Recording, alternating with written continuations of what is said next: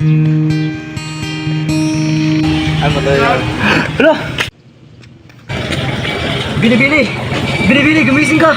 Aking makatuto! Tulungan natin siya!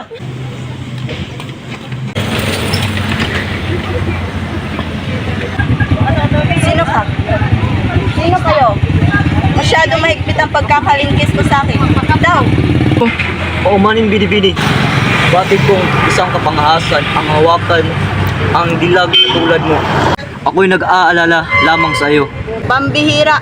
Anong binibini? May pangalan ako. Bukod tangi ang binibining yun. Nasaan ako?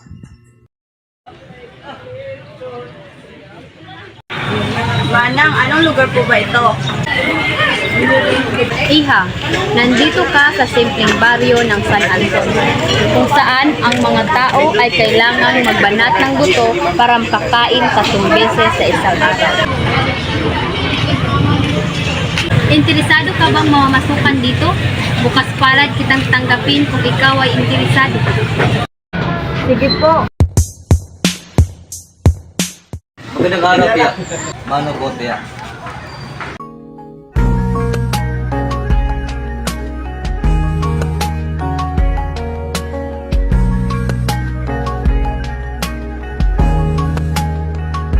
Mabuti at napadayo ka rito. Hindi mo ba ipakilala ang samong binibini na maladyosa ang karektan? Hindi ka pa rin talaga nagbabago, Alfonso.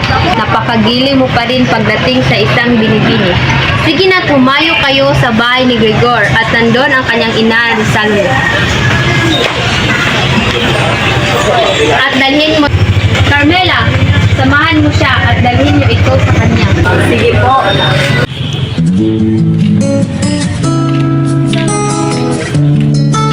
Alam mo ba, hindi patas ang mundo. Bakit naman? Kasi kahit magatupo ang kilay mo, tubitingkad pa rin ang karektan. Paano pa kaya kapag humiti ka? Sigurado ako, masisiraan ng bait ang sino mang lalaki ang titingin sa'yo. Bolero. Opo, andyan po ba ang anak niyong si Ligor? Wala ditong ating anak din. Ano bang sadya niya? May ipinadala po kasi si Manang Maya para sa inyong anak na si Ligor. Ang ganda naman na yung tahanan. May dawag din, oh.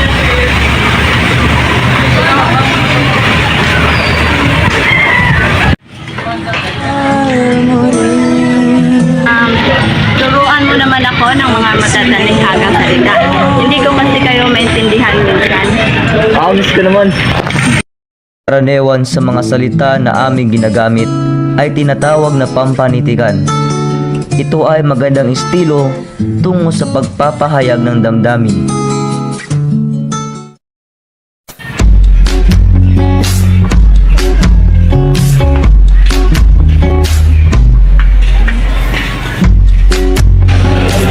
Nandito na naman ang bagaso.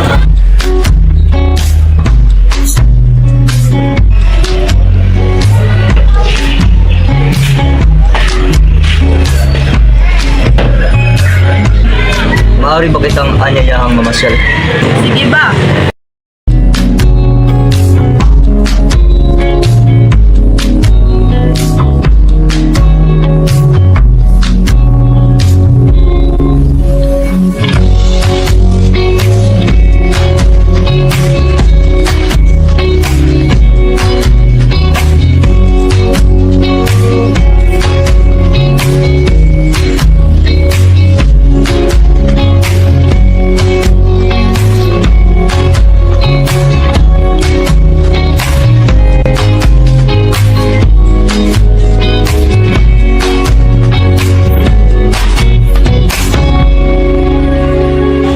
Nais ko sanang ipabatid sa'yo na iniibig kita.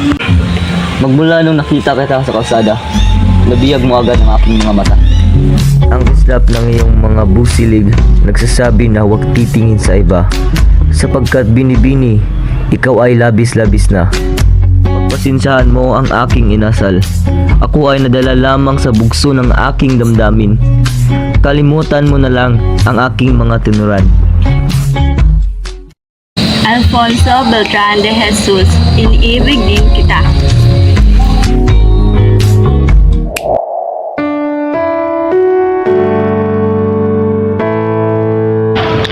Narito ako ngayon, nagnanais na sana sagutin mo ang aking katanungan.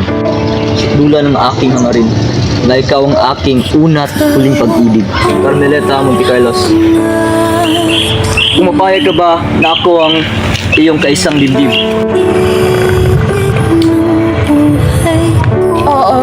Oo, liyag ko.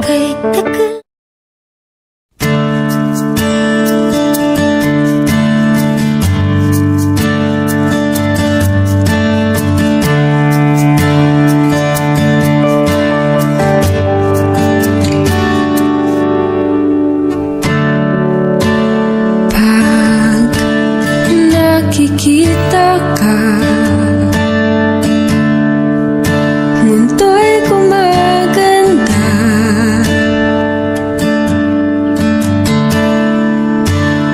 Ang nasa isip ay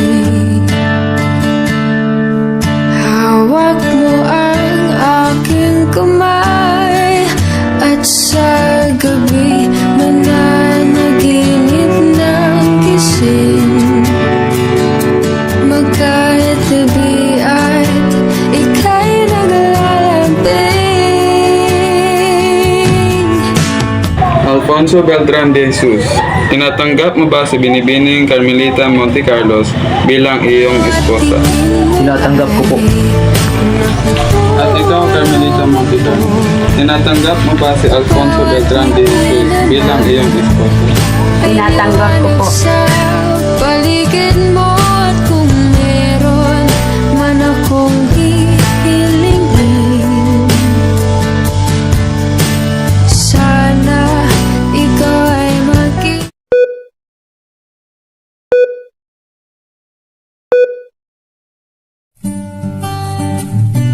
Gising ka na, mahal. Pasensya at humihingi ako ng tawad sa iyo, Carmela.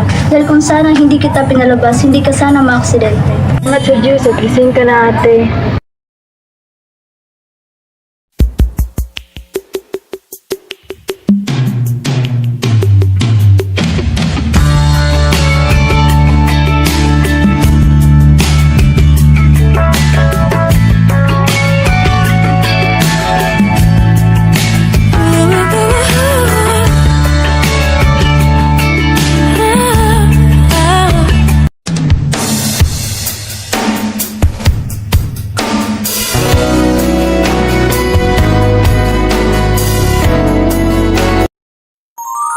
Tuto, tulungan natin siya.